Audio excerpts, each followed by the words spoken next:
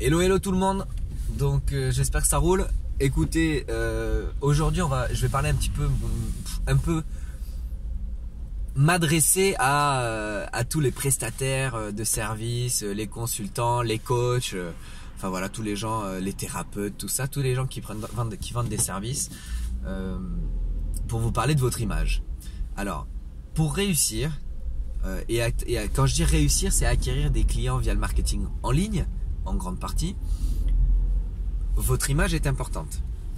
Donc, c'est important que vous travaillez votre image. Vous n'avez absolument pas besoin, dans un premier temps, pour acquérir vos premiers clients, d'être connu sur Internet, d'avoir une notoriété, d'avoir des pages avec des milliers d'abonnés. Pour vous donner un exemple, ma page, elle doit avoir 450 voire 500 abonnés. C'est absolument pas ça. Là, je vous parle sur Facebook. C'est absolument pas ça qui fait que j'ai pas de notoriété ou que j'ai pas de résultats, ou j'arrive pas à acquérir des clients via du marketing en ligne. Loin de là, je vous le dis. Mais c'est important que vous compreniez que votre image, il faut quand même la travailler. Ici, je reviens un peu sur des critiques que j'entends souvent sur les marketeurs. Un marketeur, c'est quoi? C'est des personnes qui font du marketing en ligne. Alors, souvent qui essayent de cibler une grosse audience, mais une audience spécifique. Et donc, du coup, qui font beaucoup de contenu, comme moi, je peux avoir tendance à faire avec ce type de vidéo. Qui font beaucoup de contenu, qui inondent un petit peu le marché et qui souvent, après une certaine réussite réelle ou pas, on ne sait pas, parfois, vont vite exposer leurs chiffres, dire de toute façon nous on a fait 300 000 € de vente le mois dernier au bout de 12 mois d'activité, et puis la vidéo de la semaine d'après il raconte ah ouais, ben c'est grâce à cette stratégie qu'on a fait qu'on fait maintenant 450 000 € de chiffre d'affaires par mois après 13 mois d'activité. Donc le gars il est passé en une semaine de différence de vidéo, il est passé à 150 000 € de plus par mois. Voilà. Donc voilà, ce genre de vidéos, d'informations qu'on a. Alors d'où ça vient, j'en sais rien. C'est peut-être vrai, c'est peut-être pas vrai, c'est même pas la question. Mais ça fatigue. Ça fatigue les gens qui arrivent même pas à gagner 2000 € par mois avec leur activité. Mais ça fait rêver. Et donc c'est ça qu'il faut comprendre.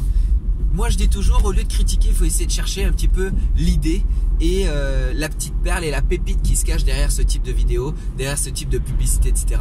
Regardez les publicités, regardez ce qui fait qu'il va y avoir beaucoup de commentaires positifs, qu'il va y avoir beaucoup de partages, qu'il va y avoir beaucoup de retours intéressants.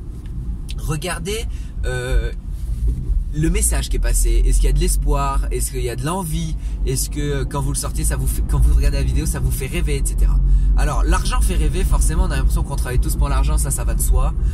Donc du coup, quand il y a des gens qui proposent des formations qui vont vous faire gagner, où ils disent « Ah mais nous, on a gagné tant, donc vous allez gagner tant, mais bon, c'est libre à vous, le destin ne dépend que de vous. » Forcément, nous on se dit « Ah ouais, c'est génial, si lui il l'a fait, moi je peux le faire. » Ça c'est vrai, ok?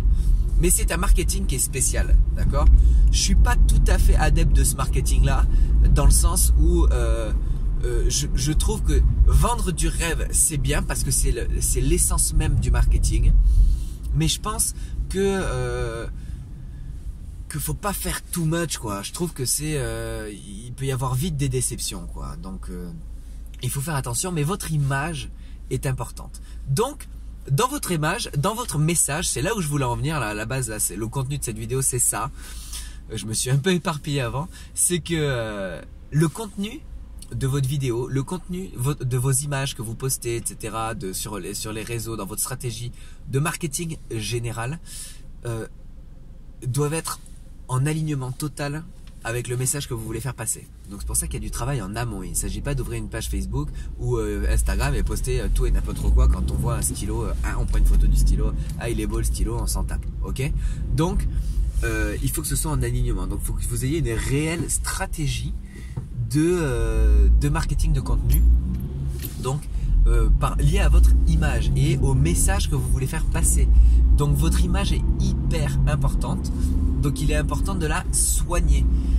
Donc voilà, donc c'est vraiment, alors bien évidemment, encore une fois, regarder des tutos, comment développer son branding. Branding, c'est son image en anglais. Comment développer son image, comment améliorer son image, comment perfectionner son image, etc. Alors bien évidemment, nous, dans notre cursus et notre programme que l'on est en train de mettre en place là, qui est sur un programme d'accompagnement de 6 semaines, on intègre bien évidemment le branding à l'intérieur parce que c'est partie intégrante du marketing en ligne. Et il y a bien évidemment encore une fois des experts qui sont dans ce domaine d'activité là et qui peuvent vous aider à développer votre branding sur votre activité.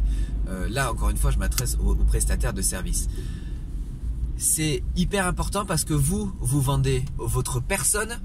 Et c'est pour ça que je m'adresse à vous, c'est vous vendez votre image, vous vendez vos résultats personnels ou de votre équipe, mais ça reste votre nom qui reste mis en avant dans votre démarche marketing et dans votre plan commercial.